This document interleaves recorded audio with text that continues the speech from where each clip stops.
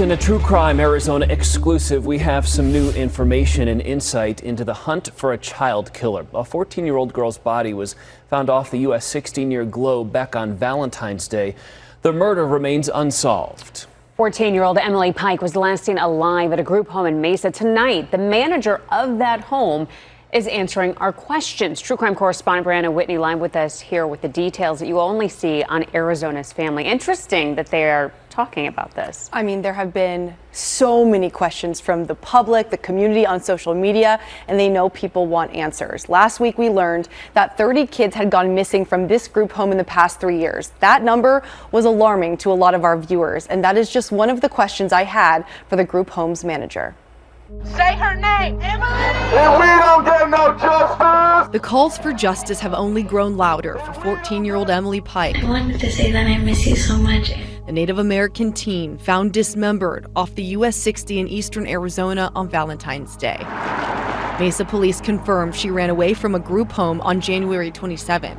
We learned more than 24 kids had gone missing from that home, and Emily had run away before as well. The group home manager now answering our questions for the first time. I asked, is it mandatory to report the kids missing when they leave? The manager's response, yes, the group home must report all children as missing even if they leave to go to the store without permission. Majority of our reports are regarding the same child leaving without permission. When a kid runs away, why doesn't staff go search for them? The manager responded, we have been known to call Mesa police and stay on the phone and follow our children until police assist us, which is always immediately when our children are a danger to themselves or others. This is one we've heard from viewers.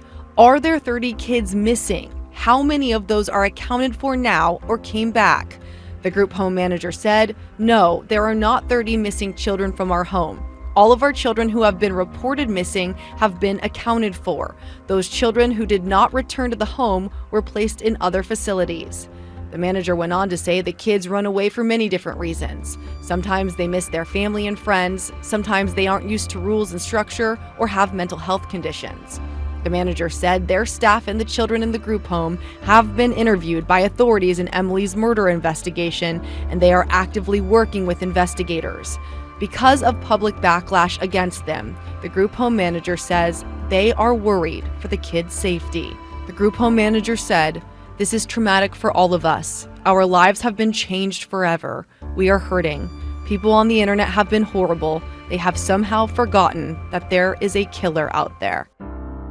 The Department of Child Services confirmed today they have opened a licensing inquiry into the group home to determine whether they took the appropriate steps during this incident. But a DCS official said they do not believe anything the group home did caused the terrible outcome in this case. We have the full Q&A with the group home manager on azfamily.com, and we'll bring you more of it on the news at 6. Can you explain a little bit more about how this works? It's for children, but it's not a jail. They can't just keep them locked inside, correct? Right. It's not a situation like that. So if a kid decides to run away on their own, they have to initiate the report, and the group home manager was saying they would be on the phone with Mesa police until police take over that investigation, but ultimately the police do.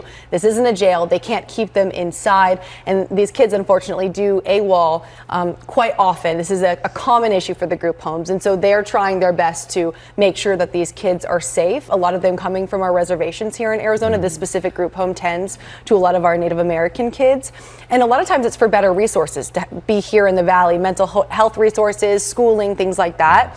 But right, they can't physically keep them there. And the manager said, and this is in our Q&A online, they also are a hands-off facility. They can't touch the children either and barricade them or anything like that. And so it's a tough position when you have some of these teens that may feel like they don't want to follow structured rules, or they miss their family, or they miss their friends.